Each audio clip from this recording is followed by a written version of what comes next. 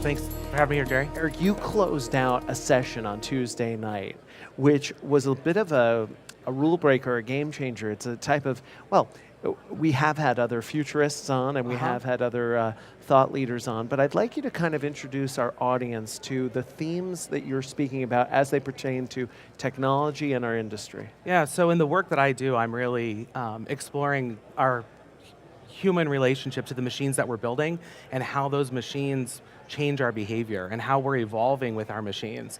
And when you have predictive analytics that tell you where to go to eat, how to drive your car to a particular area, what media you should be engaging in, you're giving a lot of control to that code, really.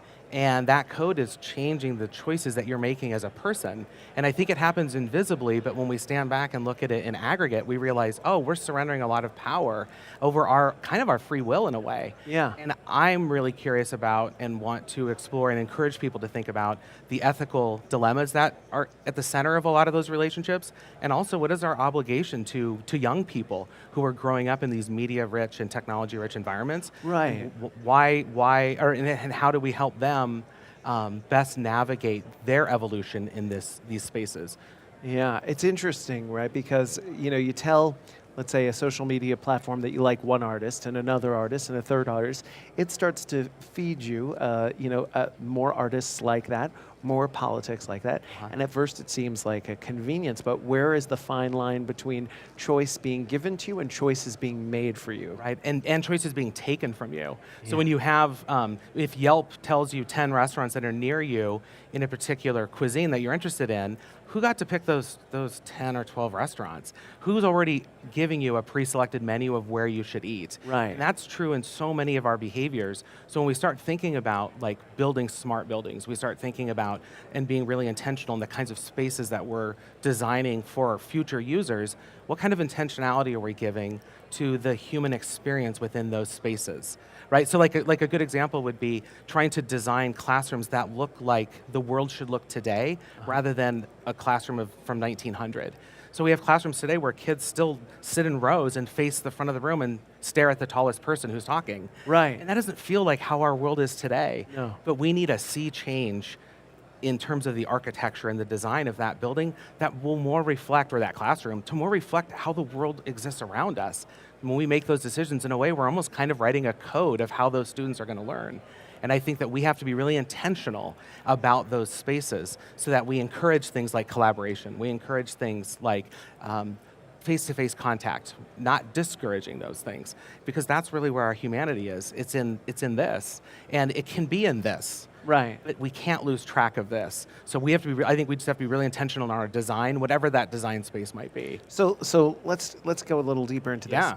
Those 10 restaurants that get suggested by Yelp, on the surface it seems very democratized, right? Because, well, 500 people say that's the best taco they've ever eaten, so great for me, I get to go to the place where, and by contrary, 100 people say that's the worst taco they've ever eaten, that doesn't get served up. But then you look at it like this, let's talk about those spaces.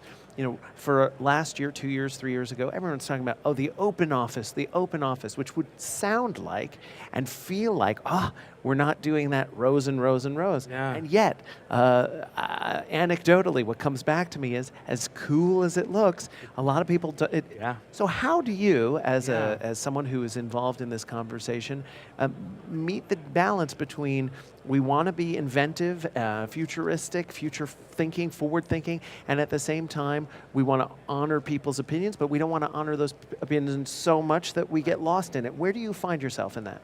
Wow, I think, I often, when I introduce myself, I tell people I'm not a technology evangelist, but I'm definitely a provocateur. Yeah. And I feel like my job sometimes is just to give things a quarter turn, so you step back and ask questions that maybe you weren't really thinking about, but when you start to see a couple of the dots be connected, you think, oh no, those are the kinds of questions we should have been asking. Right. So I try to provoke that, and I don't always have the answers.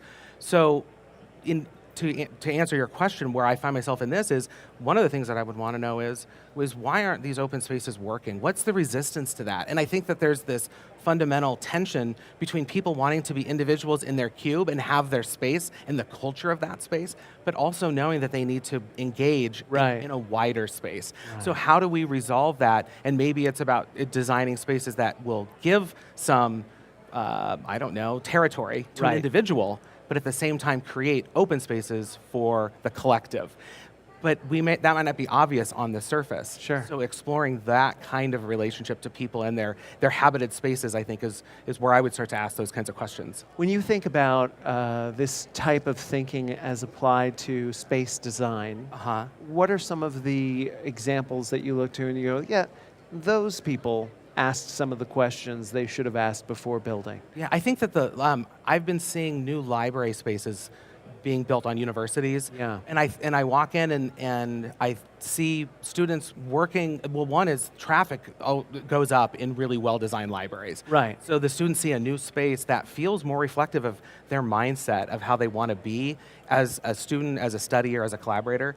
And when I walk into those spaces and I don't see a book, but I can tell it's a media center of which books are part of that. And I can tell where people are collecting and how they're using the space and how they feel comfortable being alone in the space, but together. Yeah. Those are the kinds of spaces I think, oh, this is working. And I think some libraries have really done a good job of hiring architects that are thinking forward. And the reason I know that it's working is because there are a lot of people on campus who are resistant to that change.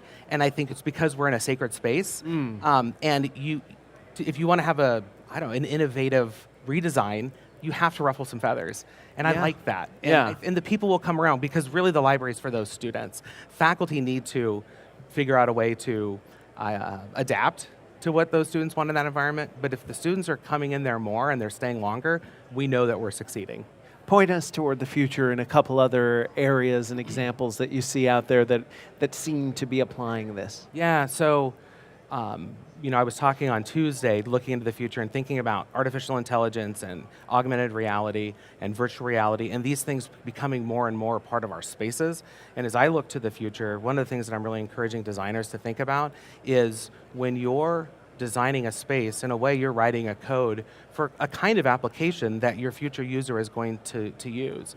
And don't get so lost in efficiencies that you lose track of the humanity in that relationship. Are you thinking about the person, not just the user experience and efficiencies, but are you thinking about them more collectively and more holistically? Right. And I think that a good example is the addictive quality of a lot of our mobile devices has really worked against people. Right. And it's not helping us. And it's a personal digital assistant from which this grew, but we don't feel like we're being assisted. We feel in many ways like we're being, I don't know, confined, chained, addicted. Right. And so if the designers were to go back and say, how could we create an app that works with people instead of just trying to build efficiencies for our bottom line, then I feel like then we're fulfilling some of that ethical responsibility at the heart of the questions we should be asking. So when I look to the future, it's really about embedding more ethical decision making in design. And design isn't just buildings and it's not just code,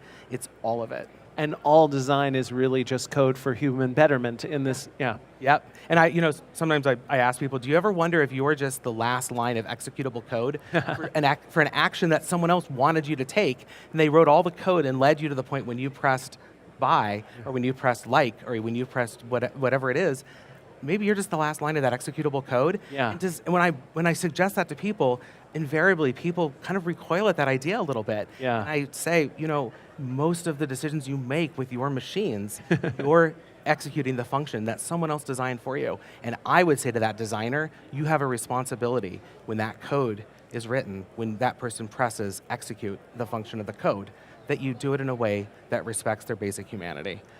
And that really is my message. And you, even though you may feel like you're a very small cog in this machine, you play a really important role because collectively, our ethical decisions really matter. Eric, thank you for pressing our buttons. Yeah, you're welcome. It was a pleasure. Jerry, super nice to be with you. Excellent. Thank you so much.